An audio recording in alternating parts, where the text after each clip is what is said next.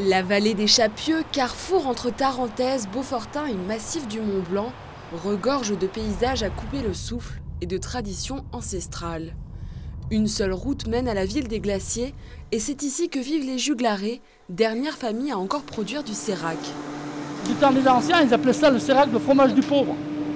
Parce que dans tous les alpages, ils n'avaient pas du Beaufort ou de la Tome comme aujourd'hui, ils mangeaient tous du sérac. À midi, on mangeait du sérac et de la polenta. À 68 ans, Bernard enchaîne les allers-retours pour nourrir le brasier. Ici, le fromage est préparé à l'ancienne, dans un chaudron. Du temps de mes grands-parents, ils faisaient tout le Beaufort au feu de bois. Et nous le sérac, c'était tout de suite fait derrière. Et nous, on a gardé cette tradition. Puis faire du sérac au feu de bois, d'une part, il est meilleur. Parce qu'à la fin, il nous faut beaucoup de brasier, beaucoup de chaleur. Alors on peut rajouter du bois. Et en même temps, le bois, il ne va pas brûler la chaudière, le chaudron, si vous voulez. Mathias, le fromager, a appris le métier avec son père. Depuis 2 ans, il passe ses étés dans la ville des glaciers pour confectionner des fromages d'alpage.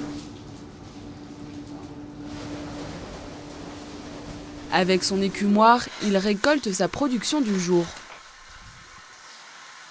Le sérac, ça va être un sous-produit de la fabrication du Beaufort. C'est-à-dire qu'en fait, on va récupérer le petit lait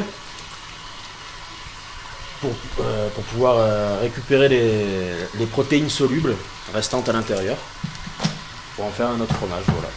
Pour 90 litres de petit lait à la base, 15 à 20 kg de sérac seront produits. Et cette opération est répétée plusieurs fois par semaine chez ces derniers producteurs. C'est une fierté, bien sûr. Je suis fier de faire ça, c'est sûr. C'est pas mon métier. J'aime ça, quoi.